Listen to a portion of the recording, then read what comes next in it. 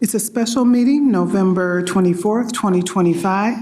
My name is Reva Chambliss, Vice Chair of the Transportation Committee, presiding in the absence of the Transportation Chair Barber. Our first item on the agenda is the Dakota Land, Water, and People Acknowledgment. The Met Council acknowledges that the land that we currently call Minnesota, and specifically the 7-county region, is the ancestral homeland of the Dakota Oyate, who are present and active contributors to our thriving region.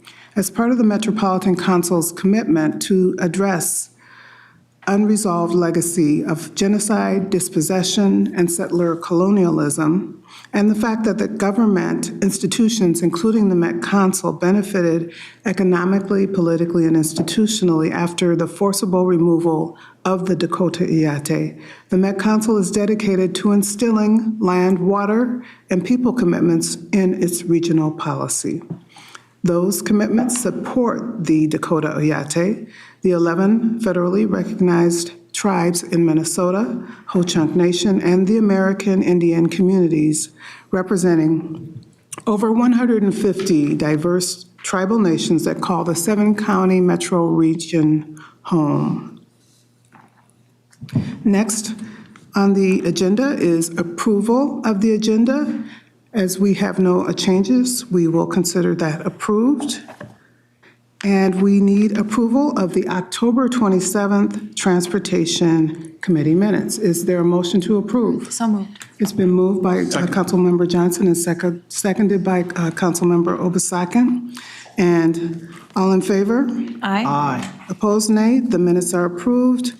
And at this time, we will ask if there is anyone for public comments. If you are here, please come up to the You can read there. dais. Marlene, is there a Marlene Lerve? Leve? Thank you. Thank you. We are here today. I think I emailed a couple of you guys before, me and Lynn, residents of Minnesota and Minneapolis, specifically uptown. Oh yeah, that's right, forgot about that. So we are here, I'm gonna read kind of what we have, so it's simple. We are here because we would like to express our concern regarding the proposed relocation of the Metro Transit bus stop in front of the building at 2600 Leandale, specifically 2604 to 2610 Leandale Avenue South. We strongly oppose Metro Transit proposal to move the bus stop to the front of our longstanding business at 2610 Leandale. That would be French Meadow Baker and CC Club. Such a move threatens to severely disrupt our operations and jeopardize the livelihood of more than 65 employees who not only work here, but are also deeply rooted members of the uptown community. These individuals contribute to our local economy as both residents and dedicated workers. For 4 decades, we have Lynn Gordon, founder of French Meadow and previous owner of the real estate there. She had for 40 years been a deep-rooted community member. Over the years, she has welcomed the laughter of many children, greeting of neighbors, loyal patronage of families who return to our establishment time and time again. Now the proposed construction of a new bus stop looms over us, threatening to dismantle the life and legacy that she has worked for, and now me being a new owner, taking over that legacy as well. So we are very concerned about this because in recent years, a series of ill-conceived urban development projects have already forced many businesses to close or relocate, greatly diminishing the vibrancy and economic stability of the area. This proposed bus stop relocation threatens to repeat these harmful mistakes, further destabilizing an already fragile business environment and putting our livelihood and that of our neighbors at an even greater risk. We strongly urge Metro Transit to reconsider this decision in the interest of protecting local businesses and the community that supports them. We did bring pictures of what is already existing in that corner. So basically, the proposal would be to move a bus stop less than 20 feet. There's an existing bus stop already, and there is one also across the street by the Aldi's. So I don't see what the return would be unless you can share more. We really haven't been given any more information. Apparently, this plan has been going on for the last 3 years, proposed, but as of maybe 6 months ago, it was changed to where it's proposed right now, and we just don't see what the return would be to make such a big improvement if you already have a bus station there, and we can all, share what is like already existing in there. You want to add something? Thank you for your comments. Thank you. We have, is it Frida? Lynn. Lynn, come on up, Lynn. Gordon. Well, 40 years of French Meadow, and this is a first for me. So not council meetings, not anything. I'm busy working. The restaurant business is not. The restaurant business is a dedicated and difficult one that requires a lot of attention to everything. Customer service, the food, the quality, I think everybody knows. I want to add, for 2 years, Get back I don't know. Yeah, Okay. you get back up. There you go. I know, that's all right. That's all right. I don't. That's all right. It'll get you. Okay. I said this is very new to me. I don't think I've ever spoken in it. Well, yes, I have.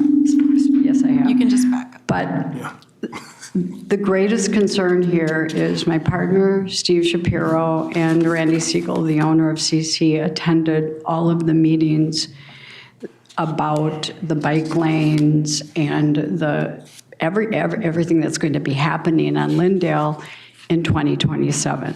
I did not. I have personal family, which is why I, for 2 years, have been working with Marlene. She's the person I selected to take over French Meadow to go on another 40 years. And it was not the big windfall that we planned on. It was turning the baton over to a wonderful woman. And she works so hard. She works just as hard as I do. She's up on the freezers with me. I'm consulting with her now for a year. She took over September 8th. And I care so much about her succeeding. She's from Honduras. She's a citizen now. She worked, she came here. I love her story. She slept on air mattresses. And it's me. I started with nothing. I had no money. I had 3 kids and I was divorced, and I made it work because I'm a hard worker and I'm dedicated to organic food. I was a macrobiotic teacher. Anyway, what's most disturbing is my son has MS and I have family issues with health, so I did not attend the meetings.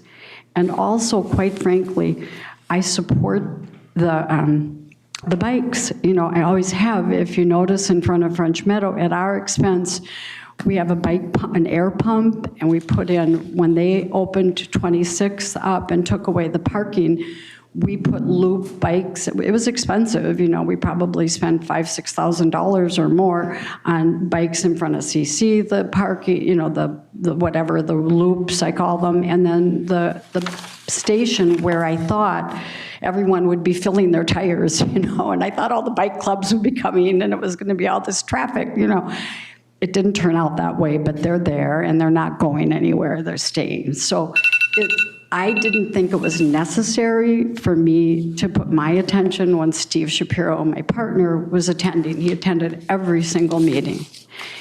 Then, but what I'm doing is deciding and working with Marlene, and quite honestly telling her, I don't know if this is appropriate, but I tried to discourage her because I'm like, you're going to miss parties, you're going to miss birthdays, you're going to miss weddings, you're going to miss everything because it's weekends and it's nights and it's all the time working 7 days a week. If you're going to make it, it's not easy.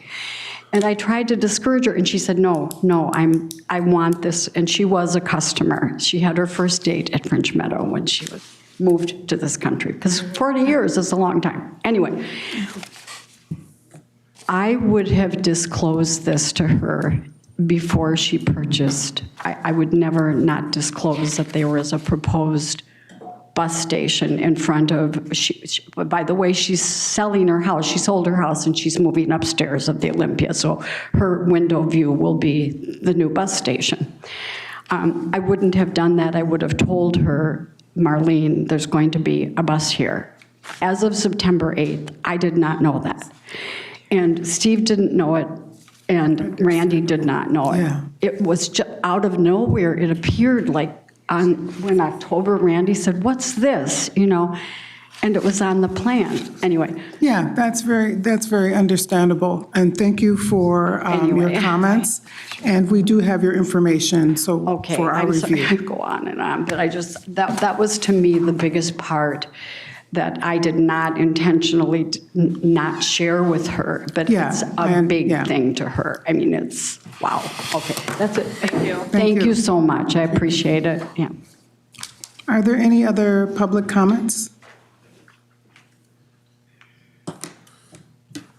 Madam Chair, just will somebody at Metro Transit just get back to them?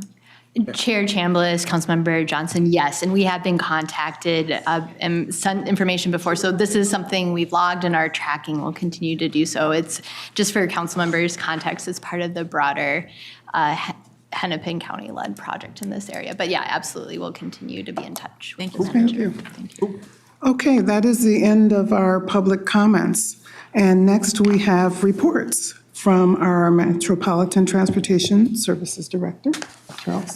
Thank you, Madam Chair. Good afternoon, council members. I'll provide a quick update on some business of the tab that Peter's not reporting on detail in tonight. And then after the GM's report, I'll actually add a little more comment about specific MTS winter Mr. Director, weather. I defer to you, sir. So I think we're covering slightly different topics, so hopefully not stealing Member Dugan's thunder. We are underway with the regional solicitation. Last week, TAB approved several aspects of the solicitation, including the categories, project awards, funding targets, and more. So this work is in development. Of course, it does go through a public comment process, so it's not final before the council approves it. But significant work over the last 2 years is really starting to come together in terms of actual approval actions. There are additional details that remain in development for TAB's approval in January, but the significant framework of the solicitation is in place. So we are actually planning to bring a more detailed update on the regional solicitation to your next meeting on December 8th. So we'll get into more detail, but I did want to report tonight that TAB is beginning to take the actions that will advance this. And this is the decennial major overhaul that aligns the solicitation process with the goals of Imagine 2050 and the Transportation Policy Plan. So excited for this work to continue. With that, I'd be happy to answer any questions. No questions, very good work. I attended some of those regional solicitation meetings, and it was a very good process, very thorough process, a lot of work that, as you said, has gone into this, and I look forward to the next report. Anything else? Nope. Okay, our next report is with the Metro Transit General Manager, Leslie Canderas. Chair Chambliss, council members, a couple things. First, just a reminder that on December 6th, our service changes go into effect. This includes the opening of E-Line. You'll get more of a presentation on the quarterly service changes as part of our information items today.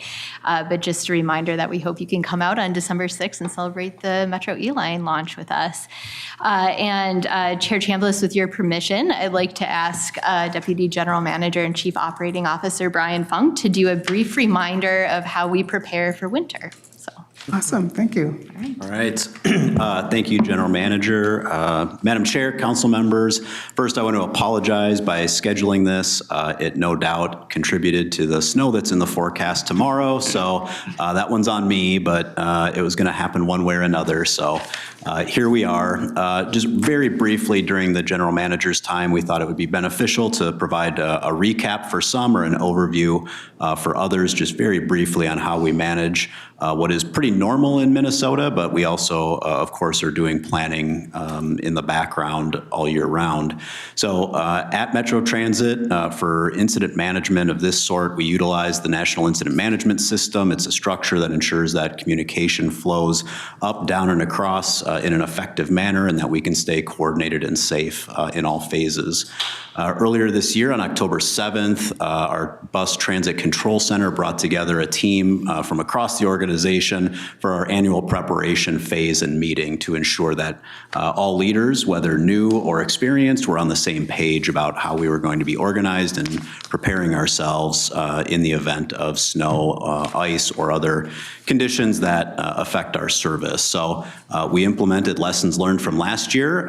Council members who were here on March 5th of last year know that for a couple hours in the morning that day, we were not able to proactively deliver service, and we had to communicate to our customers to stay back and wait because the snow plows needed to do their work before we could get buses safely out there, utilizing some of the communication and, again, lessons learned in our preparations. Once the snow is predicted, we have 3 phases that all of our teams are working towards. There's the active preparation phase, which are the days leading up to events.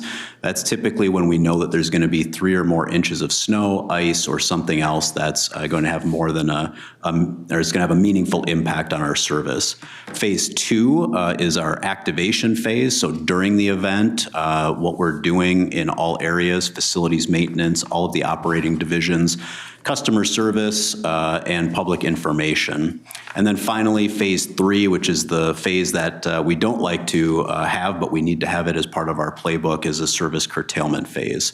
So if conditions are such that we're not able to safely operate or it's jeopardizing customer or employee life safety, then the control center operating staff will make a recommendation to myself. I consult with the general manager and other experts on what that looks like, so then we can begin a process of informing all of our key stakeholders, standing up a virtual or in-person emergency operations center, and ensuring that we have a plan for service restoration as safe as it is to do so.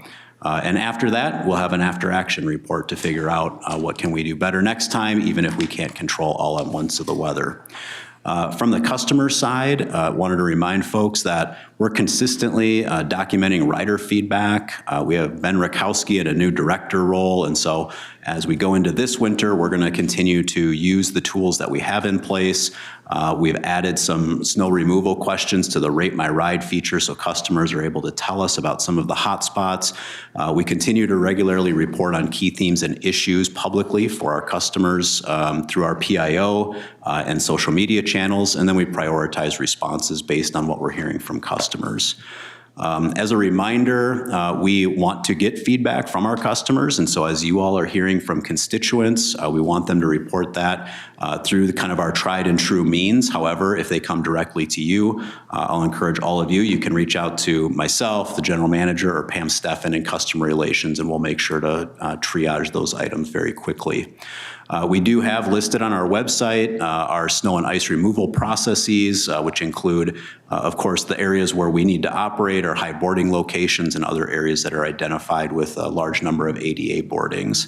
And again, we work through, the teams are working very long shifts for many days to ensure that we're able to respond and provide as good a service as we can for our customers. So with that, that is sort of a really quick overview. And as winter goes on, no doubt I'll be around and able to report out and use the general manager's updates for some future after actions or heads up on things we know are in the forecast. So, Thank you, Brian. Any questions, comments? Good presentation. That bus did not make it out onto a route, did it? No, full disclosure, that bus was being parked in storage. So, yeah, but it's a fun one to bring out every once in a while. Good question. Thank you. Anything else, Leslie? Not for me. Yeah, right. I would just note that, you know, a lot of appreciation for the work we do with Metro Transit on, you know, we're part of the crew in these steps and within MTS, and we're appreciative of all the collaboration that occurs across divisions and for Metro Transit's leadership in this topic. In addition to all of these steps within MTS, on Metro Mobility in particular, we operate on folks' driveways, we operate on local side streets, we operate on people's front steps up to their front door. And so it's not just a matter of getting the arterials cleared out and then we can dig out and get back into business. It's really a team effort, including with our riders, to ensure that we can provide a safe trip all the way through the door. To manage this, because a weather event can have impacts over days, we actually encourage folks to consider whether they need to travel, and that canceling their trip could help us manage our capacity to serve trips, even though weather does reduce the total number of trips that we can make. And we also share with riders any upcoming forecasts and kind of enter that into their consideration for whether they need to travel or whether they might reschedule. So across a variety of modes, we're getting ready for winter. Thank you for those Madam Chair? additional updates. Councilmember Just Johnson. one quick question. Thank you, Madam Chair. Brian, do all the municipalities in the county do pre-treating when they know the snow is coming and all of that? Is there anybody out there that's not doing it? I know MnDOT does it. Because I'm used to a municipality that controls all that and gets it all ready, but we don't control all that. So is everyone doing that? Yeah, Madam Chair and Council Member, I would say that, yeah, by and large, people are doing exactly what they need to be doing. And, so much of it depends on the timing, and that guides also our decision and response. But we have really great partners. And in fact, we've had a couple of challenging situations, like on Orange Line, for example, the first couple of years with some different grades. And both Burnsville and Richfield have been super responsive to ensure that they're placing those at the top of their high priority lists and doing the pre-treating that's necessary. So we're confident with those partnerships. Thank you, Brian. Thank you, Madam Chair. Yeah, this is very timely as we enter the winter season, and I know that we will occasionally get calls, and it's nice to have a good presentation and a page that we can refer to for who they should contact. Thank you so much. Next on our reports, we have Transportation Advisory Board member, Mr. Peter Dugan. Thank you, Madam Chair. Good afternoon, Chair, honorable committee members, Mr. Director, Madam General Manager. Thank you. Brian, great job. If you need a snow shovel, and starting off, folks, I worked with Lynn Gordon a long time ago, before she went to Peoples, when she was still at French. So you've done a marvelous job. It's a very tough tradition to hold up. Yes, then, yeah. A name from the past, Lynn Gordon, yes. She was the founder of French Meadow. Microbiology food specialist, I think she started. That's right. And did the organic approach, and long before it was popular. I guess you did not want to know that. Okay. Thank you. Charles, please shut me up if I go too far on the regional solicitation. But we did, as Mr. Carlson, Director Carlson indicated at the tab, we did make a lot of progress on the regional solicitation, which is the competitive process by which federal funds are allocated within the metro for certain types of project. And typically we have about $250 million every 2 years, and I think we'll be about $300 million this year. Okay, and so a couple of things that were done for the regional bicycle trail network. The maps of that were released for public comment. The federal funding application categories, and this is a big deal, how we, where the money goes into what type of projects, if you will, or approaches. Anything from safety to bikes, transit expansion, customer experience on Metro Transit, interchanges, bridges, et cetera. And then also, it's not part of the regional solicitation, but there is an active transportation solicitation, which parallels the regional, and that has come because of the legislature authorizing a certain portion of a new transportation tax to bike pedestrians, so bike pedestrians, and active transportation planning. So that those categories were decided as well. For the active transportation and regional solicitation, maximum and minimum awards were established. And then probably the more, not difficult, but the challenging aspect, and I'll certainly defer to Mr. Carlson on this, that are what we call the modal funding targets. In other words, what is the mode of transportation that we're concentrating on? So you have the modes, and then under there you have the categories, if you will. So the modes are safety, bike ped, transit, roadways, and environment. Roadways, just as an example, gets 44%. Transit gets 24%, and then the rest are allocated. And for transit, there is a minimum 20. Is it going to be 30 million this year? 30 million. A minimum 30 million for ABRT to complete that system, and that has been wonderfully handled and managed by. You're the gentleman? Yes, you, yeah. It's been, and we also, I can deal with this more later on, but there was what we call a scope change application at the tab. There has recently been, and it's February, a change in the scope change. That is where, and if you like, if the chair, I can explain more at another meeting what that is. But basically, if you say I'm going to build, a mile, and then you decide, well, I need to build 1.5 miles, you've got to change it, or 2 lanes, I'm adding a 3rd lane, and there's a process for that, and it goes through different levels of approval, and that was revamped in February. I think it had been 10 years since it had been inaugurated.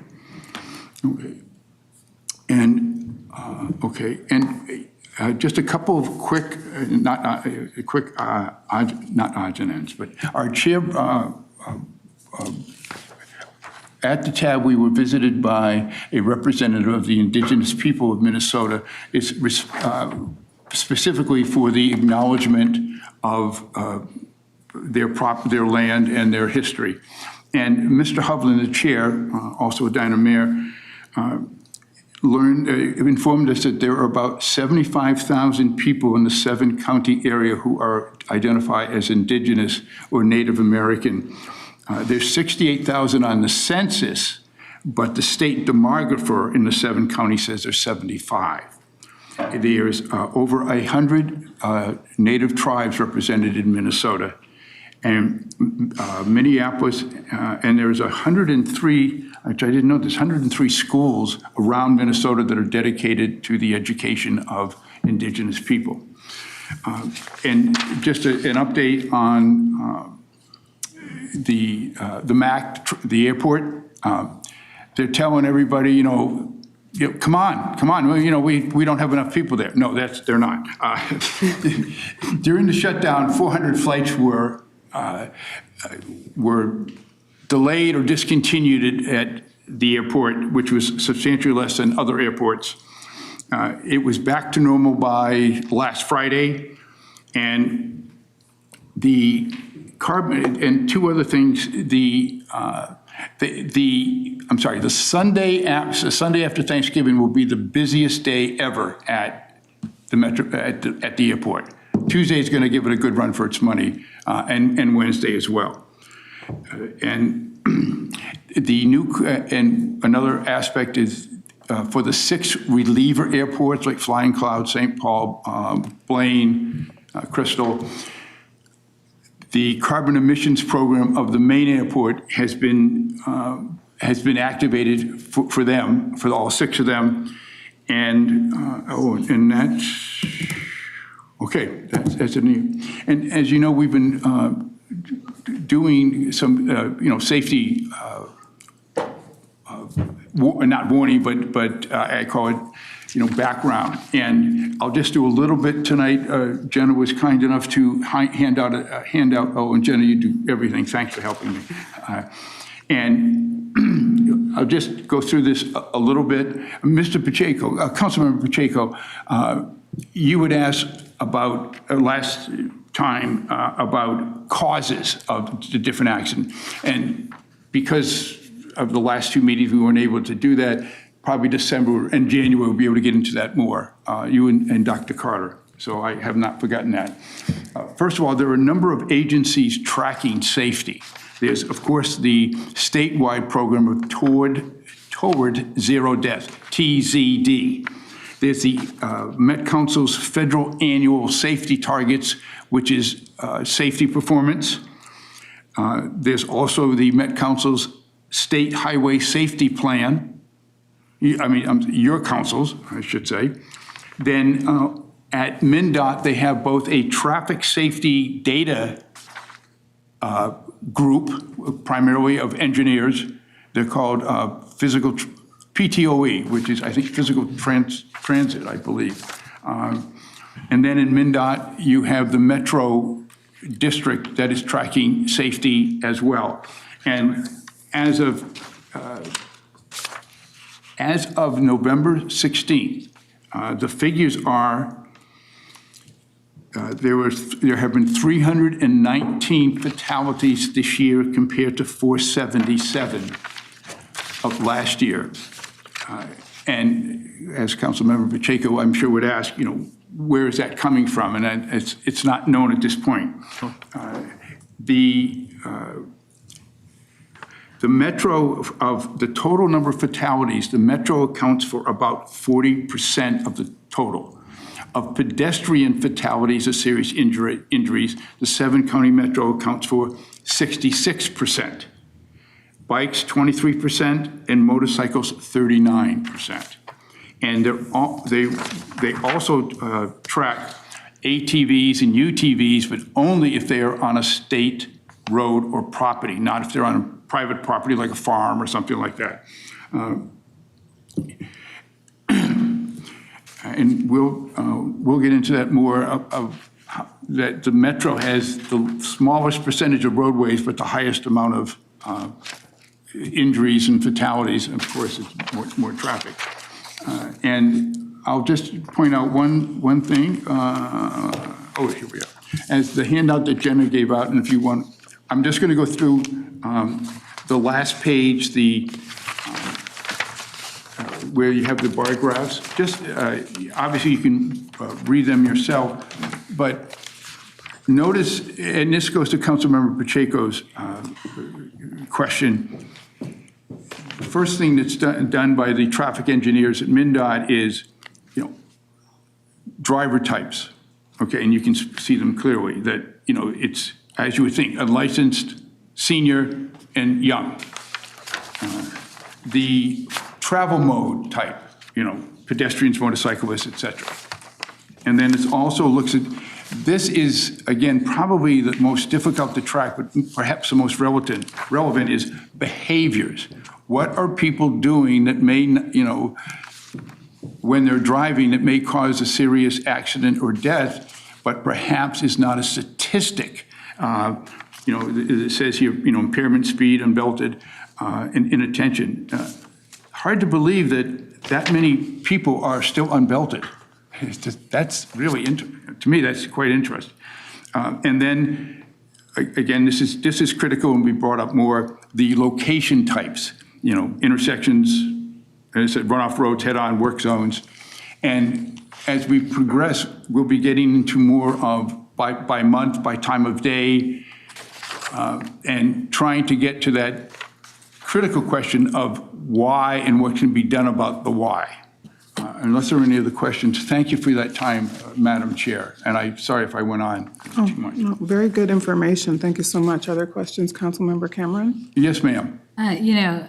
One kind of question that I had, and I don't expect you to know this because it's a dive into the data, but with unlicensed drivers, do you know if they split that data by drivers with a license revocation versus drivers who have never had a license? Well, that's a great question. I will see if I can find out. That's a great, Same question. Folks have never had training or a license versus those who've been revoked. Mm-hmm. Wow. Okay, I will look into that. Thank you. Thank you. Good question. Thank you, Councilmember Johnson. Member Cameron. And thank you for your presentation. Yes, ma'am. Under fatal and serious injury crashes 2020 to 2024 focus area driver types, it also, I would like to just know the folks who are 21 to 64 and how many they had.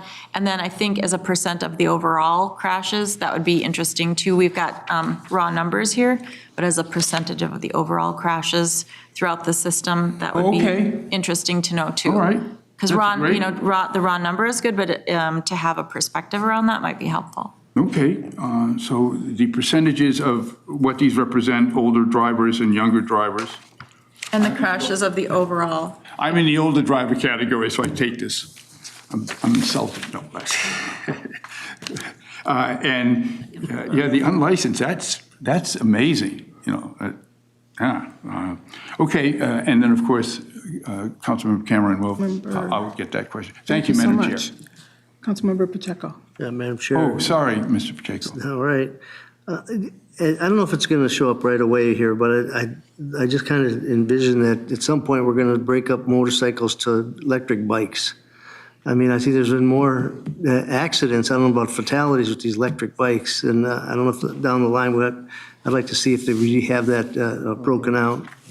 We have motorcycles, but, and these things are Yeah. just as fast as a motorcycle these days, and they're on the bike trails, and it's like. Yes, yes. And you may have seen, I think it was Sunday, that the Star Tribune had an article from police and legislators, you know, yes, we can do the electric bike, but the e-motos, which are the ones that are, they're throttle control. You know, you can, like a motorcycle, and they're the ones that can go, I think, 28 to 35 versus the e-bikes, which you pedal and, but that is, yes, yeah, you're 100% on the money. Yeah, and I will find out, you know, what is happening. There is, as you know, state legislation which defines E1, E2, E3, and then, but e-motos are illegal. But, okay. Thank you. Any other questions? Very good questions, very good presentation. Thank you, Madam Chair. Thank you so much. Okay, that ends our reports on the agenda. So next, we will be moving on to our consent business. We have 3 items on consent related to TIP Transportation Improvement Program requests for Southwest Transit, 2 bicycle and pedestrian project increases, and 3 MnDOT project adjustments. Is there a motion to approve the items on consent? So move. It's been moved by Councilmember Osmond, second. Second. Second by Councilmember Obasakin. Is there any discussion? Without discussion, all in favor? Aye. Opposed, nay. Consent business items pass. We have several items on non-consent today. Our first item is 2025-284 Trapeze Software Maintenance Agreement. And we have with us Sue Hogg and Jerry Sutton to present. Good afternoon. Thank you, Madam Chair. My name is Sue Hauge, and I'm pleased to present business item 2025-284 with Jerry Sutton, who is the Director of Contracted Services for Metro Mobility. This business item is an extension of the current contract 22P150 for the maintenance agreement for Trapeze Software Group. The Trapeze Software Group provides software which is utilized by Metropolitan Transportation Services, Dollar Ride Services to include Metro Mobility, Metro Move, and TransitLink. The software is used for reservations, scheduling, and dispatching rides. They can schedule rides over the phone or through the website. There's an average of 8,600 bookings per day, and this contract is for 3 years, and it covers 11 different modules from Trapeze, such as web reservations, a smartphone app, and onboard computer. And basically, these types of maintenance agreements, they do 2 things. The first thing they do is just general support. So if we encounter a production issue, we can call them up, enter a ticket, and they will help us. The second thing these agreements do is they provide upgrades throughout the term of the agreement, and in this case, it's 3 years. So if we elect to take the upgrade, we can do that during the life of the agreement. And so the proposed action is that the Metropolitan Council authorize the regional administrator to negotiate and execute an amendment for contract 22P150 with Trapeze Software Group to provide scheduling software and support that will increase the contract value by $3,226,876 for a total contract not to exceed amount of $5,013,977. Thank you. With that, I'll take questions. Thank you for that presentation. Are there any questions? Councilmember Johnson? Thank you, Madam Chair. Thank you for this information, and it's a sole source, I see. Madam Chair, yes. And did It we is. anticipate that this would be that next extension of the contract with this vendor? Madam Chair, Councilmember Johnson, yes, that is correct. We do anticipate that. Thank you. Good question. Any other questions? Councilmember Cameron? Yeah, it's not directly linked to the software, but just in terms of, well, maybe it is. In terms of the scheduling and dispatching of rides, there's a reduction in wait times. Would this help to mitigate longer wait times? Is there a component of increasing efficiency for Metro Mobility? Madam Chair, committee members, this is just a maintenance agreement at this point, so this particular action does not impact improved efficiency in our scheduling, but we do have other projects in motion that we expect will improve that productivity and scheduling. Okay, great, thank you. Thank you. Any further questions? Without any further questions, I'll ask for a motion for business item 2025-284. So moved. It's been moved by Councilmember Cameron. Is there a second? Second. Second by Councilmember Obasak. And any further discussion? Without any further discussion, all in favor? Aye. Opposed, nay. That motion carries. Our next item is 2025, which is Local Government Information Systems Contract Amendment. And again, we have Ms. Hauge and Tammy Helgeson. Yeah. Good afternoon. We are pleased to present business item 2025-285, Local Government Information Systems. So LOGIS stands for Local Government Information Systems, and what it does, it's a consortium for Minnesota government agencies that provides public sector technology solutions. So all the different government agencies go in together and thereby creating some efficiencies on cost, especially because a lot of the smaller government entities can't afford some of these large prices on these big software purchases. And just a little background right now, this is for MTPD, and they currently utilize 3 different kinds of software from LOGIS. The first is CAD, which is a computer-aided dispatch system. And the second provides officers, it's a mobile capability that allows officers to complete work, which includes ticket writing software, which Tammy will talk about in a little bit.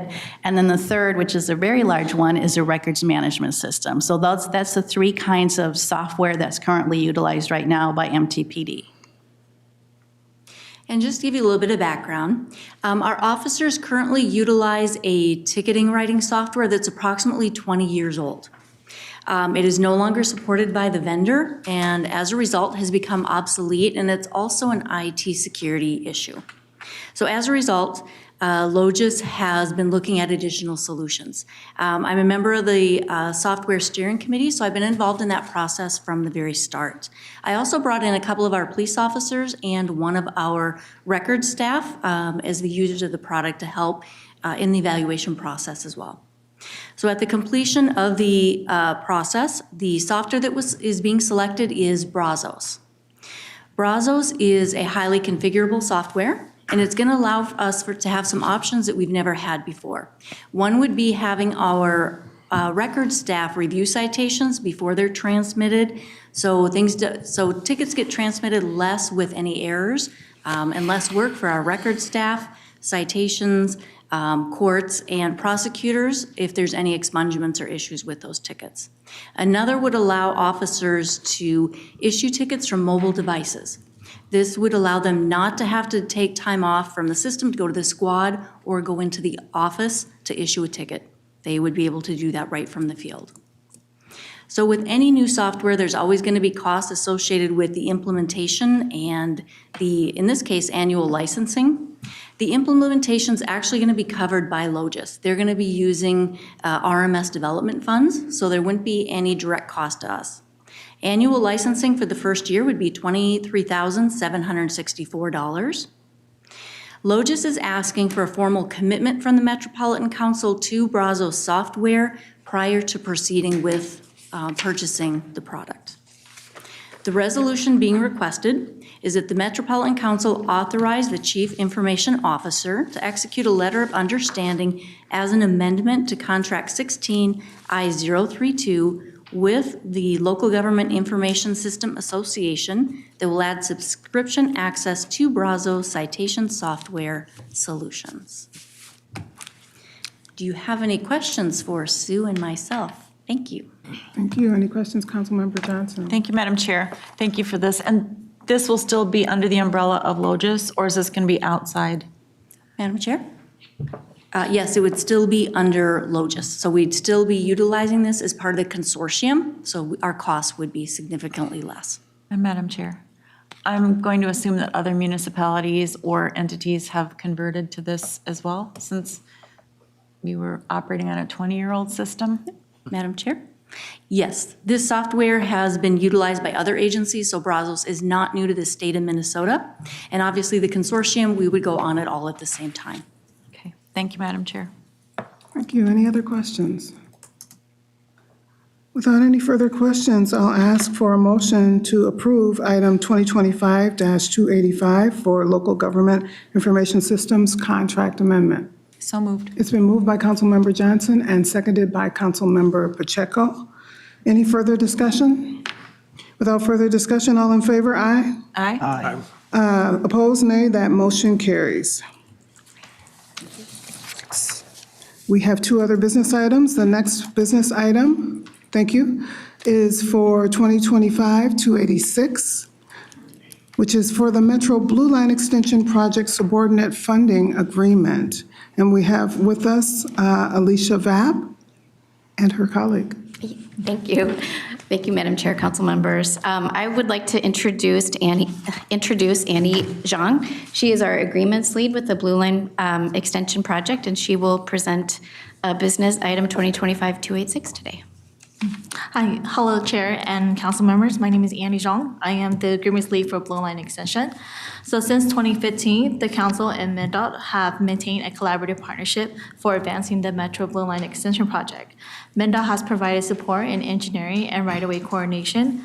So subordinate funding agreement number 11 will allow the council to reimburse the MnDOT for their continued staffing support throughout 2026. So business item number 2025-286, proposed action that the Metropolitan Council authorize the regional administrator to negotiate and execute subordinate funding agreement number 11, contract number 14I-044K with the Minnesota Department of Transportation in an amount not to exceed $2,574,957.30. Funding for this SFA is provided through the local funds, the capital grant agreement with Hennepin County. I'm happy to answer any questions you may have. Thank you. Ann, are there any questions? Without any questions, I'll ask for a motion to approve business item 2025-286. Is there a motion? So move. It's been moved by Councilmember Osman. A second? Second by Councilmember Obasakin. Any further discussion? Oh, did you have a question, Councilmember Just a Johnson? comment. Okay. Thank you, Madam Chair. I'll be supporting this as part of the normal process. And just to point out for those that are watching the project, as was mentioned in the staff report, that this is with the grant agreement from Hennepin County and Hennepin County Regional Rail Authority and not council money. Thank you. Any further discussion? Without any further discussion, all in favor, say aye. Opposed, nay. That motion carries. The next business item is 2025-301, which is, which is Metro Green Line Extension Construction Management Support Services Contract Amendment Number 7 with Jim Alexander. Thank you, Madam Chair, committee members. So this item regards an amendment to our construction management support services with Kimley Horn. They've been supporting our, helping support the construction management of the Green Line Extension project for quite some time. We first awarded this contract in September 2017, and it's been instrumental in our maintaining management of the various construction activities. So I was here before you about a year ago where we would reassess where we are on the project. Overall, we're about 90% done on the project, and but we still have more to do. And so we're looking to amend this contract to see us through 2026. By the time we should be wrapping up with the construction activity. As you may have heard, we have been involved with some testing already. We've brought some vehicles out to the west part of the project, and testing has been underway since July and going well. But Minneapolis is still under construction, primarily the systems, and there's still some civil wrap-up to do. So this proposed action is that the Met Council authorize the regional administrator to negotiate and execute an amendment to contract 17P060 with Kimley Horn Associates to extend the contract term and add a not-to-exceed amount of $2,694,772.57 for a total contract amount not to exceed amount of $26,229,825.55. And I would add that originally when this came up, OEO assessed a 0% goal, but they're currently managing a 12.5% due to finding some subs that can be on this contract. So with that, Madam Chair, I'll stand for any questions. Thank you, Jim. Any questions? Councilmember Cameron. Just a comment that I think,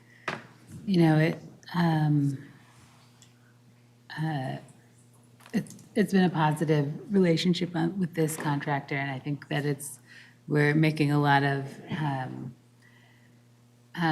progress, and I think it's really exciting to see the project within this phase of it. And it's certainly within my district, we're in that testing phase, and I'm getting a lot of comments about excitement around the project and when will we be able to ride it. And so I think, it's really exciting to see this at this phase within the project. And of course, very supportive of continuing with the Kimley Horn contract.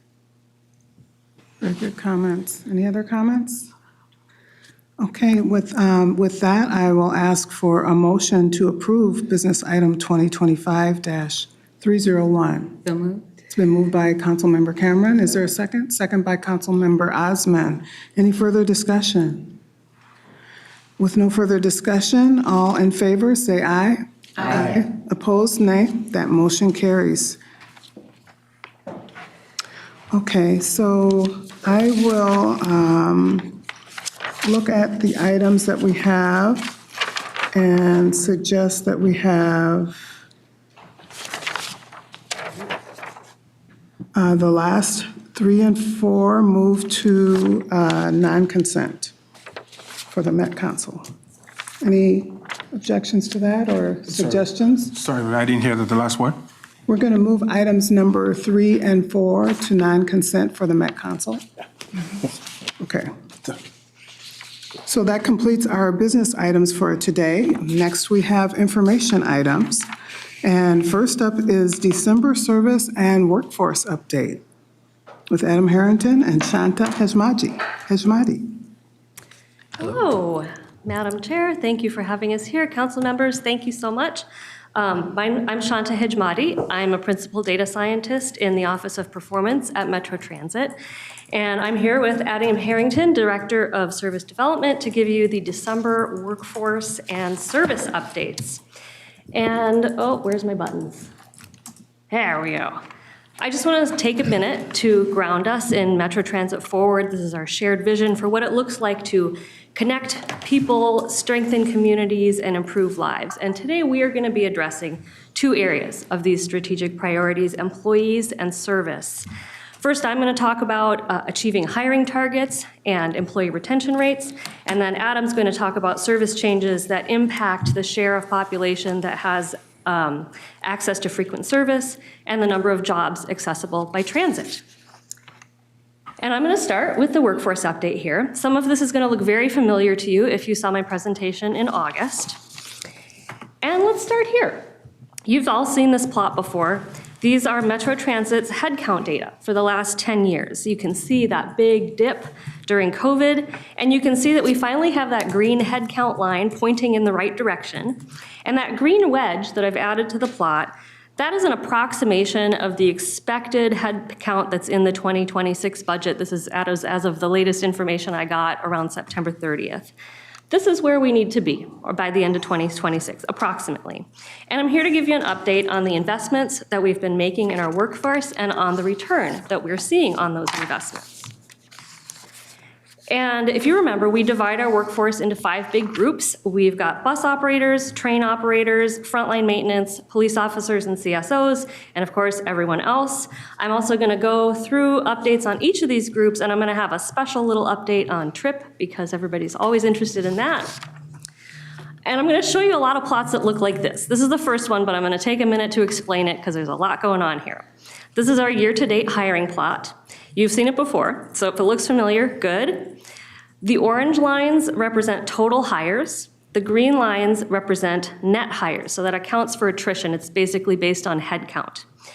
The solid line is this year, and the dotted line is last year, so you can see how we're doing year over year from that.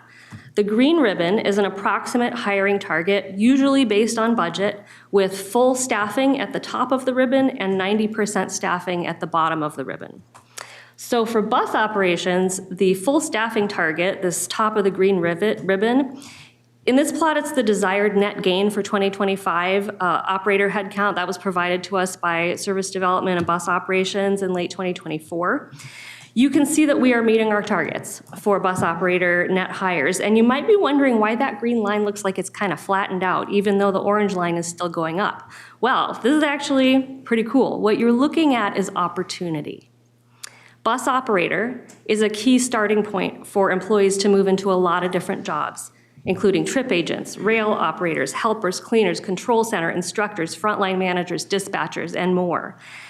The recent pushes that we've had to hire rail operators and trip agents have been giving current bus operators new opportunities. And so while we have had a slight slowdown in operator hiring the last few months, we're in pretty good shape here. We are now at a point where 2/3 of newly hired bus operators will still be with Metro Transit after their first year of employment. And if they make it to the end of that first year, their retention rate is well over 90%. So sometimes this means that people are retained in the agency, even though they are not necessarily still bus operators, and you can see that impact in the flattening of that green line. The bottom line here is that continuing to build a robust bus operator recruiting and training operation is a critical pipeline that is helping us implement Network Now and get ready for the Green Line extension. And you're going to see a lot of laundry lists like this. If I talked about everything on these lists, we would be here all night. I know nobody wants that. So I'm only going to talk about the things that I've highlighted in bold. I've picked a couple things off of each slide. And one of the things I want to highlight here is the great work that's coming out of Jenny Stummy's team in Human Resources. With every new bus operator opening, we've retooled the job requirements a little bit to hone further in on those characteristics that will make bus operators successful. This and a combination of additional dedicated recruiting staff means that Jenny's team has streamlined the application to interview to training pipeline and shortened the time from application to interview. At one point, that time was 60 days. It is now 2 to 4 weeks. This is really great work. Also, recent breaking news, thanks to the leadership of Tricia Hopkins-Smith, the ATU recently voted yes on a memorandum of understanding that will mean that operators get paid for their time to be on the peer support critical incident team. This means that we are putting our money where our mouth is with respect to supporting operator mental health, and this just cannot be celebrated enough. Now, there's always work still to do, right? Operator feelings of safety, according to our last pod survey, have been pretty stable. We want them improving. Stable is not good enough. Also, we know that scheduling is a top concern, especially for new operators. And I know that service development is always thinking about that too. We also have big plans coming on layover and restroom facilities. I highly suggest that you invite someone to come tell you about that. I heard about it at the last service exchange meeting and it sounded cool. All right, moving on to rail operators. This is the same plot for light rail. You can see that the green line, that's our net hires for the year, is below the budget target ribbon. But let me just add a little context here. That full staffing target is based on the 2025 budget, and we expect that number to remain about the same for 2026. So this is essentially a 2-year goal in anticipation of Green Line opening. And this is what year-to-date hiring plots look like when the budget leads the planned service improvements. So you can see that big bump in July and another big bump in September. Those are new training classes. We are expecting another bump like that in December when a training class starts. And there's great work happening everywhere. You're gonna be very clear on that by the time I'm done. Great work happening everywhere at Metro Transit. The expanded peer support program also supports rail operators, but I wanna call it here the work of Katrina Boucher. She is the training manager for rail. She has expanded training capacity from 6 instructors to 11 since July, like 4.5 months ago, July. Amazing work, right? Of course, that's not good enough for Katrina. She wants 15. So that's something that they're working on actively to further expand that training capacity. Similar to bus, feelings of safety have been stable. We want those improving. And also, we tend to see much better success rates of internal candidates versus external candidates when they become train operators. So the current train operator posting is internal only, and there's a concurrent campaign internally to get current employees interested in rail jobs. Moving on to frontline maintenance, this is also, of course, very important for Green Line readiness. That full staffing target is based on pre-amendment 2025 budget, and we expect that total budgeted headcount to be approximately the same for 2026. This is another case where we see the budget leading the service improvements. Good news here, as of the beginning of August, bus and rail maintenance told me that they were staffed at 85% of what they needed to fully function this year, and you can see that the Green Line has gone up since August, so we are moving in the right direction. And as always, much great work, but I want to specifically call out here how we are now able to recruit mechanics of varying experience, everyone from apprentices to highly experienced folks, which is really important given how many retirements we are expecting in this group in the next few years. Now, another thing I want to point out here is that these jobs tend to have really high first-year retention rates. It's a little unusual in these frontline roles to see really high retention rates in their first year. I'm not really sure what's happening, but let's celebrate it. We're doing something right. There's, of course, always more work to do. There's more hiring coming in 2026. Right now, one of the challenges that we have is that application to start date for candidates is around 57 days. Now, just for reference, a normal number for a Met Council hiring process is around 12 weeks. So 57 days sounds pretty good, right? However, it's less good in the general marketplace when you consider that an experienced mechanic could probably pick up the phone and get hired at a garage tomorrow. So that's the challenge that we're facing with hiring these folks. Now, there are plans also to expand peer support and ramp up in this group. There's marketing campaigns coming, so we're continuing to work on this. For police and CSOs, again, this is another critically important group for Green Line readiness as we continue to build our multi-layer approach to keeping our riders and our community safe. This full staffing target is based on the 2025 amended budget. We expect this one to be just a tiny bit higher in 2026, according to the last thing that I heard. So we are not meeting targets yet in this group, but we have significant improvements over last year, and I'm going to tell you a little bit more about that. We've hired 40 officers and CSOs so far this year with a net gain of plus 13. You can see based on where the last year's Green Line is, this is a really big improvement. This is another case where budget has to lead the service improvements. And I want to point out that we're getting towards the end of the year here, and the hiring and training processes for these folks are long. So we are not going to see the full fruits of this year's efforts until we see next year's plots. But we have a lot to be optimistic about. And here I want to call out the work of Angela Hansen, who is the talent acquisition specialist that's dedicated to police. We've been seeing this pilot of dedicated recruiting staff really paying dividends. This is another place where we have trimmed the time from application to interview down to 2 to 4 weeks. And for these folks, the background and psych evaluations always take 6 to 8 weeks. It's just the nature of the business, that it's true for everyone no matter where you're recruiting. But having those fast interviews really decreases the uncertainty for applicants, and that makes a really big difference. We're also using a consultant to help integrate honesty, respect, and service into the culture and recruitment process. And very exciting, word is spreading among the community college law enforcement programs, and we're building a reputation for moving people through this process quickly. And because of that, we are getting more and better quality candidates. Angela told me that CSO applications have nearly doubled compared to last year. So great work here. There's of course more to do. There's a lot more hiring coming. This should be helped along by a marketing and referral campaign that's coming up.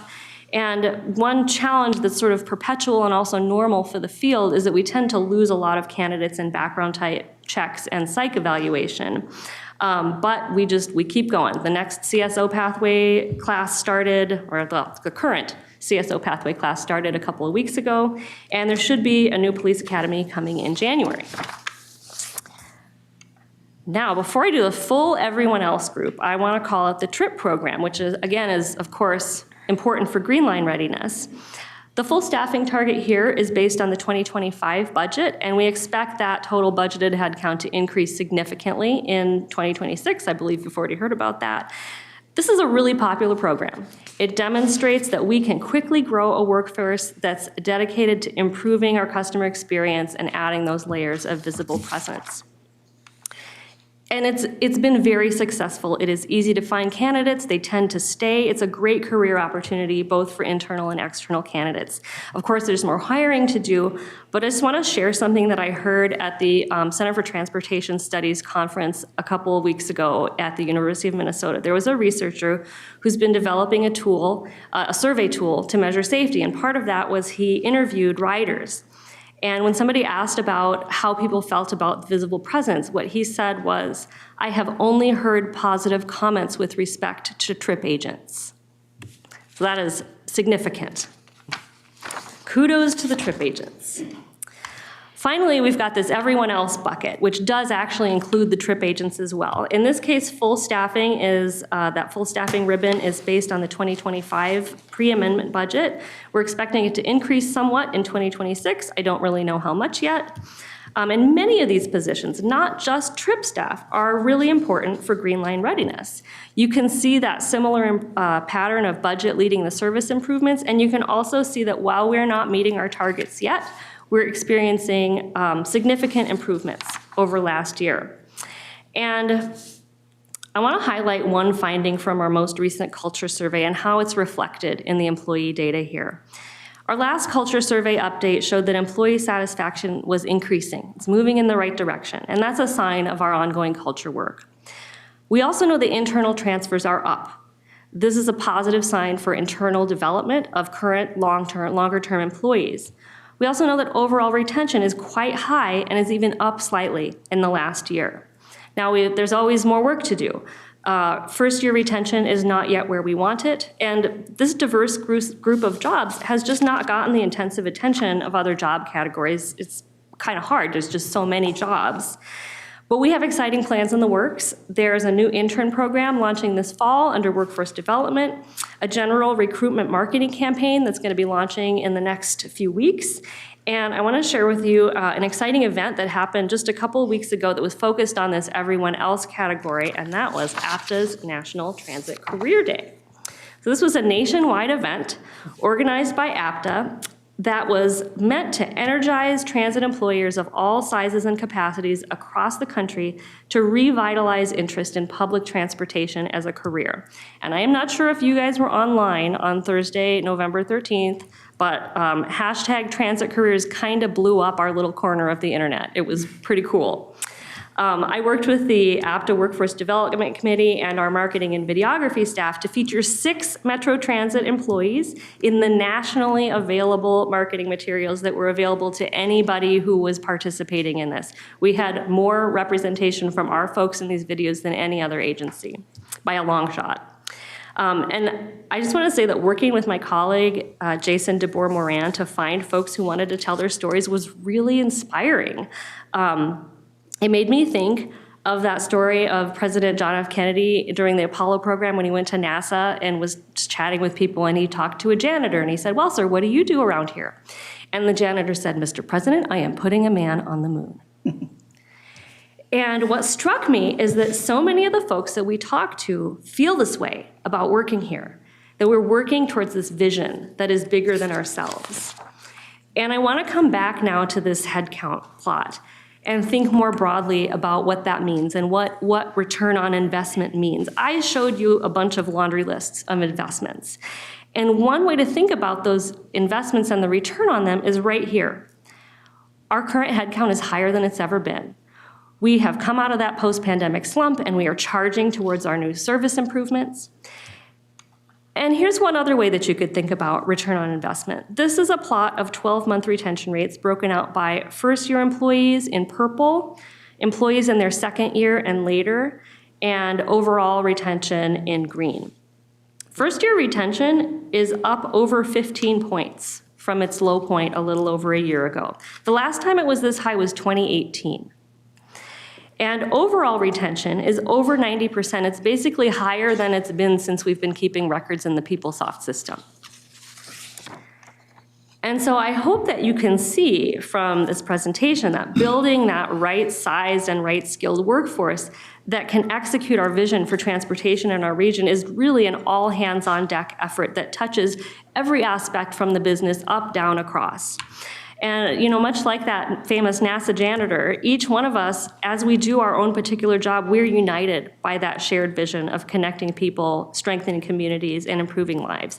We might be driving a train, fixing a bus, talking to customers, supervising bus operators, telling transit stories to the media, improving equity and inclusion, keeping stops and stations clean, planning service, developing workforce data, but we are all working towards the same vision. So, Madam Chair, what do I do around here? I am helping move the Metro.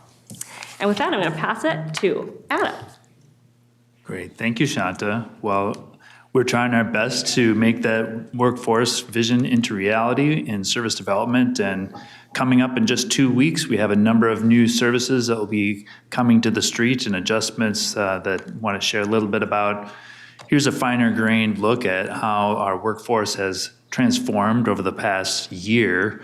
Each one of these columns represents one of our quarterly picks starting back in December 2024 all the way up to December 2025. The red line on this chart shows where we're scheduling operators, and the green line is how many we have hired. And so we're always a little bit behind in terms of how we schedule a service compared to workforce because of the time it takes to develop each one of these things.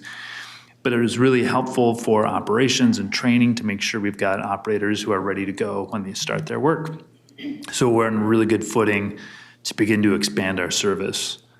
So like the previous chart, this one showing each one of the quarterly picks and how we've grown our service. It's a 12% growth in service hours since December 2024, which is really significant. And it's actually a little more difficult to add service than it is to reduce service. So it's been a great effort in coordination with the many projects that we've implemented over the course of this year. And December is no exception. So a couple housekeeping elements. We've changed the operation of a couple routes. These routes are moving to Metro Transit for operation, Red Line on Cedar Avenue, BRT, Route 467, Lakeville Express to Minneapolis, Route 827, which is the Anoka-Coon Rapids to Minneapolis on East River Road route. That's currently called Route 852. We're transitioning that early for the North Star changes. And then we have a number of routes that we're contracting. Route 25, currently operated by Metro Transit, will move over to contract. And 2 new routes, which I'll talk a little bit more about, are also going to be contracted services. So it really helps to round out how we deliver our service. You heard earlier today about how MTS really supports the overall network, and this is an example of a key component of that as well. So as we close the end of the year, we're at last rounding off the road construction, and that's showing up in a lot of ways. We actually schedule additional time, additional buses and additional operators, and working closely with our bus operations team to provide better service that's more reliable. It's difficult for everyone, including our bus operators and customers, when there are roads under construction. So we're happy to be able to take that time out and provide a fast ride with a lot of schedules, 26 schedules with the December pick. We have a number of route adjustments that we have some details on the Route 27 in South Minneapolis and the Route 72 between Selby Avenue and Midway Shopping Center. And as Shanta mentioned, we do have a big program on improving bus operator restroom access. Imagine you're on your bus, you're driving every day for an 8-hour shift. You've got about 10 minutes at the end of the line, if you're on time, to go use the restroom. And finding that service is really important, not only to the operator, because we want to have a great workforce, but also to the reliability of our service. So it's one of those components that's really valuable, and we're making great strides in trying to improve that access. Here's what the network looks like in terms of the routes that have been touched for December 2025. We're about a third of the way of our Network Now framework that will be implemented with all these changes. So you can see in the blue lines, these are regular route changes. The purple lines are frequency improvements, and the green lines are new bus routes. I too have a laundry list of things that we've implemented or are going to implement in 2 weeks. And so there are a number of things here. I won't go through them here in detail, but they're really important. Some of them are really large, like E-Line, and you'll hear a lot more about that. But we also have some new routes that we're testing new markets on. So E-Line, hopefully everyone's heard about this. We've got a lot of celebrations coming up in the next couple of weeks. A lot of great new service on this alignment between the University of Minnesota through downtown Minneapolis on Hennepin Avenue, through Uptown, out to Southdale, running very frequent service every 10 to 15 minutes all day, 7 days of the week. And we've got a number of connections that we're making. This largely replaces Route 6 operating on that same alignment today. The Xerxes branch is going to be replaced with a new route 36 here, and provides that local coverage down through that area south of Southdale and between Uptown and really 494. Route 345 is a new route that was part of Network Now, so we're going to be demoing this route with a December pick, providing hourly service all days of the week between Woodbury, Newport, Mendota Heights, MSP and MOA, so that'll be a great new route to test out that market and providing new access to the airport and Mall of America. We also have a new route on 85th Avenue Crosstown, which will start at Northtown and come across the river on 610 and go across 85th Avenue and ultimately end in downtown Osseo. Also really taking an opportunity to make better connections between Northtown and Starlight Transit Center in Brooklyn Park, where there's a lot of great service that people can connect to. So we're excited to see how this route does as well. So we'll see some new promotions on that. Also restoring Route 156, which provides service to downtown Minneapolis and really does serve Southwest High School as well in some ways. And so this is 3 trips for commuters being restored in each direction. And we're excited about this route coming back online because it's been 5 years. All this information is actually available now. The only thing that's not on the front page of our website is the trip planner. When you type in the route number, it's not the same trip planner, but I checked today and all the maps and schedules are there so people can go explore the service that's planned for December 6th, as well as those new bus routes, and get a lot more great information there. So with that, I'm happy to answer any questions as well as Shanta. Thank you for that. Are there any questions? Madam Chair. Councilmember Johnson. Great work. Thank you. I love the data side. As management chair, long ago, I was looking for all of these numbers and the efforts and everything, right? So, way to go. And as we, now we've got some data behind us and we can see the trends. And are we able now to project out to 2027 when we have Green Line extension opening and beyond so that we know we'll hit our targets on ribbon cutting day? Madam Chair, Councilmember Johnson, thank you so much for that question. The answer is maybe not as clear cut as you would like right now. So I am currently working on a project to forecast bus operator availability with Bus Operations Administration. It's kind of a pilot right now. We need to see how it performs, and then hopefully that will help us know.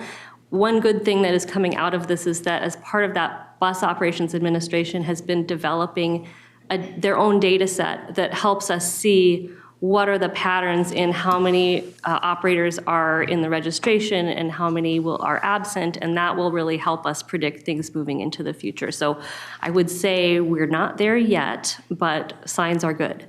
Yeah, and I'll offer, Madam Chair, Council Member, that we've got some good confidence in the trends that we're seeing in what we're hiring, and so we're scaling our service up to that point, and of course, all eyes are on Green Line extension and how we're able to hire for that, and I think we're in a positive footing for that. And Madam Chair, I'll follow up. Thank you. And then we've got the mechanics and, the LRT drivers, which is different than a bus operator, so LRT operator and all of that support staff, which is really, there's RA supports that are coming in as far as HR. We've mentioned some of those efforts. And so it's multi-pronged, I would imagine, because it's a different person, I would imagine, persona perhaps, trying to get all of that in. So it'll be interesting to see those updates, because that was another thing that was keeping me up at night probably 3 or 4 years ago. And I'm probably sleeping better now. But it's a big target, and yet I knew we all knew there had to be some course correction, and we're definitely seeing it, and it's amazing. So, but it seems like a long way off, but it's not. So I am gonna continue to be encouraged by all of this hard work and the day that we can cut that ribbon. Likewise, Councilmember Pacheco. Yeah, Madam Chairman. First of all, thank you for the good work happening everywhere. Appreciate that. But do we have numbers that would compare what we're doing, our success, to like Department of Transportation or other state entity? So if we can look at what has moved us forward, and are other people trying this or doing this, and even maybe have some benchmarking that we could get from them. Yeah, thank you for that question, Councilmember Pacheco, Madam Chair. So there is not currently a workforce benchmarking group for this industry. That is something that is like on my wish list, on my big pie in the sky wish list. I've been working with friends at the Transit Workforce Center, and I worked with them recently too. They submitted a grant proposal that will hopefully provide some seed money for a transit workforce benchmarking group. This is something that, like, every time I talk to somebody who works with transit workforce data, they say, oh yeah, we need that, and it just doesn't exist. And yet there is also no funding for it in most places. So I hope that I will be able to come back to you another time and give you a better answer. The answer is right now we do not have that benchmarking group. Madam Chair, I would assume we could talk to Deed. There's funding a lot of workforce programs, and I've received some in the past, and they seem to be looking for workers, and I think they have the data that you're looking for. Hopefully they would, but. I'm sorry, I didn't hear which. Deed, Department of Employment and Economic Development, State Department. Okay. And they do a lot in the area of workforce right now, and it's hard to say because in some ways government's cutting back, and in other ways they're still looking for drivers and other areas that you have to do. And on the E-line, I'm missing one of my options here now. I was on France and Xerxes. Now I'm up just up France, and so I'm going to ride around number 6 and see how that goes. I took the E-line tour last week. It was great, super fun. Great. Any other questions? Councilmember Osmond? Yeah, thank you, Madam Chair. Thank you, Shanta and Adam, for the beautiful presentation. I'm just wondering, you mentioned that the first year retention is 15% up from the last year, but also you mentioned that it's not the numbers that you're looking for. What's the percentage that you're targeting for? That is thank you for that question, Councilmember Osman, Madam Chair. So when I said the first year retention was not where we wanted it yet, I was specifically referring to that everyone else category. So when you look at the numbers all together, where's the thing? Let me go back here. Oh, I have to go a really long way back. Never mind, I'm not going to do that. When you look at all of everything together, you get much less noisy data, and you can see that big trend with the upward swing. That is largely driven by bus operators. There are over 1,400 of them. It accounts for more than half of our staff, well more than half of our staff. So when you see like the big trends like that, yeah, that's improving. And I would also say that, like for instance, the mechanics, those frontline maintenance position, their first year retention data, it's noisier because there are fewer of them, but also it's on average closer to like 80-ish%. And so I guess what I would say is those data can be a little noisier as you get down to the smaller granular groups. But you know, we would love to see a day where all of our first year retention was above 80%. Thank you. Very good. Councilmember Johnson. Thank you, Madam Chair. And just quickly, so with APTA, you know, we're good partners with them. And are we saying that they don't have those benchmarks either for other peer competitor regions across the nation? And specifically those regions that are probably tracking more like the MSP region is? I'm just curious how those other regions are doing right now and how does that compare? So we can compare internally in our state, but nationwide, we track, you know, where the workers are going or how are things going as far as attracting and retaining businesses, and underpinning all that is transit. So I'm just curious, is any data available from any of those regions or through that organization? Yeah, thank you, Madam Chair, Councilmember Johnson. So yes, APTA has been a great partner, and I've recently gotten connected with the APTA Workforce Development Committee. And when I first met Charisse Myers, who's one of the folks at APTA in charge of that, and I told her what I did for work, and she said to me, man, if I could just get every agency every year to submit like 6 benchmark metrics and just everybody do it, that would be my dream. It hasn't happened yet. So I think that the Workforce Development Committee is doing a lot of great work. And what we find when we're looking across different agencies, when we're talking about workforce benchmarking, it becomes really challenging when we don't have like a common vocabulary. So for instance, when I sit down with the folks at WMATA who are doing similar kinds of analysis to me, they say, okay, well, when we look at retention, we're looking at like 6-month turnover, but I'm looking at 12-month turnover, so that's different. So how do we know if we're comparing apples to apples? What we all have to do to really be comparing apples to apples is everyone's got to get together, agree on how we calculate it, and then go do it. So those are some of the challenges that we're facing in that arena. Like I said, it is big on my wish list. Good questions. There's a lot of connectivity with the workforce and the operators, as well as other items. I do have a question about the test routes. And looking at, and this is kind of connected to forecasting too, what is needed to change from a test route to more permanence? I know there's marketing that goes into it, but, you know, and also what some of the connecting services can also impact a stop as well. Can you talk about that a little bit? Sure, Madam Chair, thank you for that question. Indeed, what we'll be looking at is ridership fundamentally, and then how many rides are carried for every hour of service that's delivered. So you may have seen on previous presentations that in the transportation policy plan, there's guidance for how many passengers per hour for each type of service. For example, a local bus should carry about 20, a supporting local 15, and I think a suburban local 10. So those are the categories we're going to be looking at for how is this service performing? How does it fit within the network? Of course, we want to get as many rides on every route as much as we can, and so we'll be deliberately promoting the route 345 and 725 as we launch it with December. Okay, and 725 as well. You said 320. Route 725 is the 85th Avenue Crosstown, and the 345 is Woodbury to Airport Mall of America.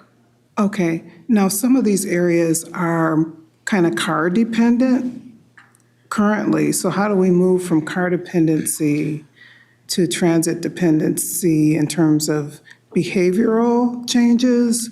Or like if you start in the winter, somebody might be less likely to walk the 6 blocks to get to their connection than in the summer. So how much time do we have for the testing when it comes to things like that? Madam Chair, we typically demonstrate a route for 12 to 18 months to see how it's doing. And any one of our routes will be in the same group of how are we performing? Are we meeting the goals that we have? And so we'll be looking at everything to see how it performs. And certainly communicating with potential customers about the route at all is one of the big steps that we're taking right now, and working with our partners, whether it's with Hennepin County, Brooklyn Park, or Washington County and Metro Transit and Bloomington, to make sure those potential customers are aware of that opportunity. That's really the key, I think, on the jumpstart, and we'll continue to evaluate these over the course of the next 12 to 18 months and as we move forward. Very good. Thank you. Great presentation. Thank you. Thank you. Okay, we have one more information item on our agenda today, and that is contracted services process with Jerry Sutton providing information to us. Thank you. Good afternoon, Madam Chair, committee members. My name is Jerry Sutton. I'm the Director of Contracted Transit Services. I'm here this afternoon to provide an overview of MTS and how we fit into the council's suite of transit services.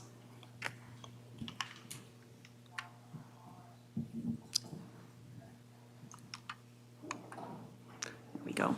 Fixed route is the backbone of public transit, and in summary, MTS services enhance, support, and supplement fixed route. Metro Mobility is our largest program and meets the needs of people with disabilities that prevent them from being able to use regular route bus service, at least under certain circumstances. Metro Mobility is a civil right and therefore highly regulated by the FTA. Next, we have Metro Move. Metro Move started in 2024, and we just completed 1 full year of implementation. This program serves customers that qualify for Medicaid waivers under developmental disabilities, community and disability inclusion, and traumatic brain injury programs. TransitLink is a dial-ride program that serves geographic areas of the 7 counties where no fixed route solution is available.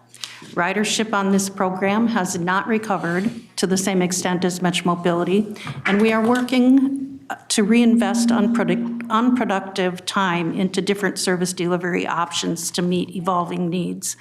This includes a couple of midday, twice-a-week circulators in Waconia and Norwood Young America, and we also plan to pilot some midday on-demand service in 3 freestanding markets in early 2026. Metro Micro is a relatively new on-demand service that started in 2022 in North Minneapolis and has grown to 5 zones and is expected to reach 9 zones by this time in 2027. Metro Vanpool is a commuter service option. A participant within a group of van poolers leases a vehicle from our vendor, Enterprise, and the council pays half of the lease cost. And finally, MTS provides approximately 12.5% of the council's fixed route bus service. Metro Transit develops the service plans and collaborates with MTS to assign the most appropriate routes to contract providers. We have established an approach that provides a seamless experience for our customers that includes the same exterior graphics, equipment, customer service support, and fare collection systems. This is our current staffing structure. In mid-2023, we hired a consultant to develop a plan around realignment of staff responsibilities. The goal was to bring more focus and clarity to some existing positions and transfer select responsibilities to new positions with focused training and experience in more technical tasks. Many of the planned changes were consistent with and addressed findings from the Office of Legislative Auditor's review of Metromobility presented to the legislature in 2024. The changes made are highlighted in yellow. In the area of centralized support for all MTS services, we made 3 hires. The first thing we did was bring in a 2-year project manager position to facilitate not only the staffing changes, but implementation of new software to more efficiently manage our service audits and manage contract-related documentation. From there, we added a finance and RFP administrator to serve as a single point of contact with procurement and provide consistent and timely processing of solicitations. In addition, this position has primary responsibility for processing payments. These were all decentralized responsibilities in the past. We recently hired a reporting and data analysis manager to provide technical expertise in generating meaningful information from the vast amount of data currently collected. This will improve our ability to monitor and manage services and help make informed decisions and respond to ad hoc data requests. On the Metromobility side, we added an assistant manager to provide the resources necessary to respond to customers in a timely manner and allow the customer service manager to work on policy and strategy. Finally, we hired an additional senior customer service rep to focus on customer complaint investigations and follow up directly with customers to close out their issues. As I mentioned in the previous slide, the number of programs we manage has expanded the last few years, prompting the need to add a manager position for Metromove and Transit Link so that we can split all of the programs beyond Metromobility under 2 managers and more specifically focus areas. The new position is now in the queue for recruitment. This is an overview of data points generated from the services we provide under contract. I won't go through all of them, but one data point that comes as a surprise to many is the size of our fleet. We own over 1,100 buses, and some operated by the suburban providers. And once those are removed, MTS operates more than 850 under contract. Because many of our programs are dial-a-ride services, we accumulate a significant number of hours and miles with much lower ridership when compared to fixed route services. This table highlights the difference in the operating characteristics of MTS contracted services and Metro Transit services. In summary, we have more, but mostly small capacity vehicles in our fleet. Our revenue miles are higher, revenue hours are similar, but our passenger trips are 8% of total ridership, while operating budget is 24% of the total transit budget. From a capital investment perspective, Metro Transit spent $610 million to support fixed route services versus MTS at $25 million. There are 2 primary reasons to contract for some services. Number 1 is to promote competition and support regional goals, and number 2 is to align providers with areas of expertise. On the fixed route side, contracting can be a cost-effective way to demonstrate new routes, like Adam just talked about. We'll be taking on 2 new routes in December, I think it was 3 actually, and transferring back to Metro Transit the Red Line service and Lakeville Express service. Contractors have more flexibility in making service changes mid-pick, which offers the opportunity to shift resources in a quicker timeline when necessary. MTS competitive pricing and using smaller buses sometimes allows the council to retain high subsidy routes. Finally, the Transportation Policy Plan establishes a 20% target of privately contracted fixed route service. Industry-wide, it is common for dial-a-ride services to be delivered under contract. In 2023, 80% of public transit dial-a-ride trips were delivered through contractors. The council's dial-a-ride vehicles fall below the seating capacity that triggers the need for commercial driver's license.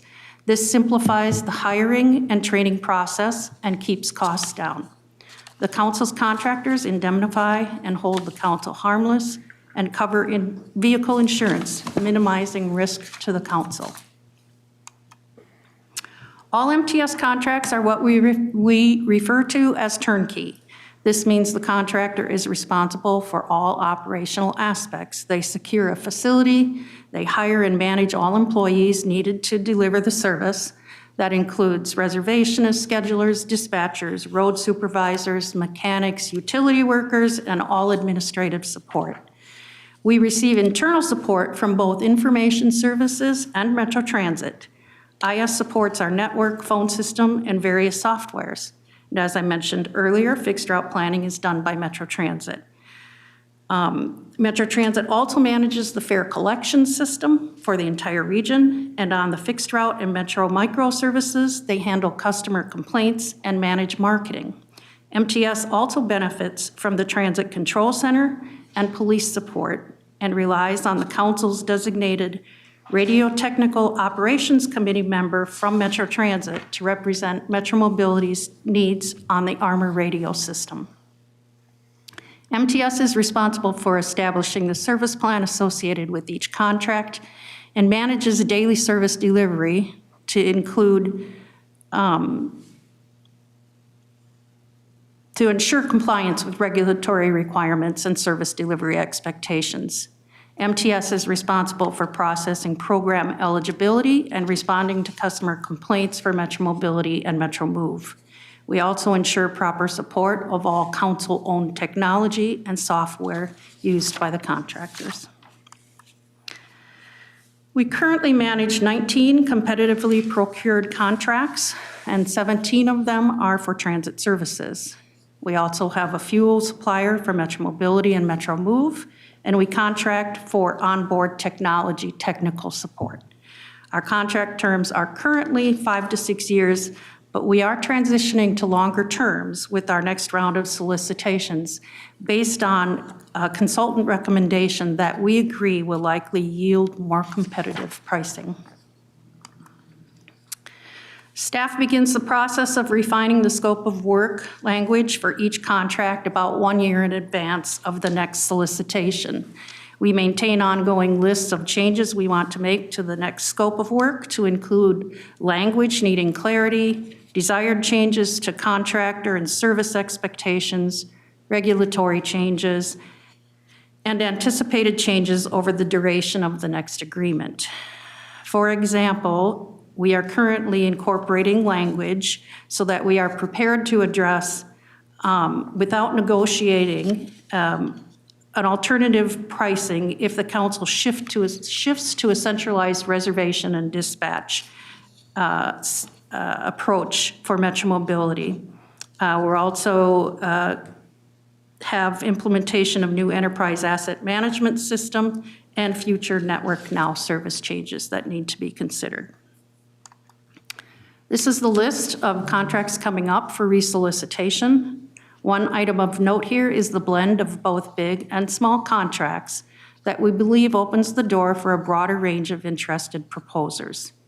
In addition, we choose to combine some smaller contracts into a single RFP release to minimize administrative effort, but also allow vendors to propose on only one or both service areas. We have a few sole source contracts for software and technology that typically remain in place over a longer span of time. Most of the sole source contracts were competitively procured at one point, but the cost and risk associated with switching to different systems is significant, so change is infrequent. Most transit software and equipment is jointly used by Metro Transit and MTS. More recently, we have started using cooperative agreements on a regular basis to purchase fleet that isn't available on the state of Minnesota contract.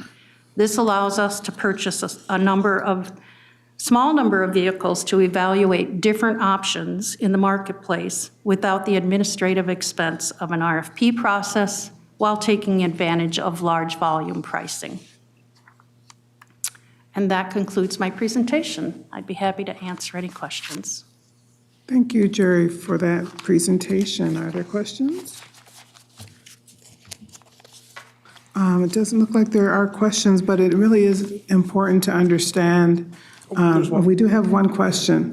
Councilmember Cameron. I might need a follow-up on Metro Move and Transit Link. Well, I'm mostly on Metro Move. But, my question is, if you have any of the three waivers, if you have BI, DD, or CADI waiver, do you automatically qualify for Metro Move? And if so, does that mean you automatically qualify for Metro Mobility? Madam Chair, committee members, many of our customers are eligible for both. If they're eligible for CADI, DD, BI waiver, they're also Metro Mobility certified, but not always. And being certified for Metro Mobility is not a criteria for using Metro Move. So it's two very distinctly different eligibility processes. Okay. That actually answers a lot for me. All right, very good. Thank you. So then, the service areas look different for Metro Mobility versus Metro Move? Madam Chair, council members, the state footprint is exactly the same. The difference with Metro Move is that there is no distinction between ADA and non-ADA, so it doesn't matter where you live within that special transportation services footprint. You are allowed to use the service at any time, the same times, as long as you are waiver eligible. One more question. Okay. And are we, because it's, we're talking about waiver services, are we billing on those services, or how is that coordinated? Madam Chair, committee members, yes, we are billing those. We are a enrolled HBSC, might get my acronyms wrong here. You got it right. Provider, and so we do bill the state at rates of 25 for ambulatory and 36 for non-ambulatory trips that we provide on Move. Okay. Good questions. Any other questions? Well, as I was saying, we do a lot of contract amendments, and so it's important to kind of understand the extent of what's involved with contract services. So thank you for your presentation today. You're welcome. Thank you. Okay, that ends our business items for tonight. Do you have anything else, Director Carlson? Madam Chair, the only thing I'd note is that there's a timeline of various procurements in that last info item. It takes months to review and receive and recommend proposers for these. So in a way, that slide's a bit of a look ahead to your 2026, because we have a number of pretty significant contracts coming up for re-procurement. That's why we wanted to provide that info item tonight. Very good. With that, nothing else from me. Thank you. Director Canderas? No, thank you. No, General Manager Canderas? No? Okay, well, thank you. With that, this meeting is adjourned.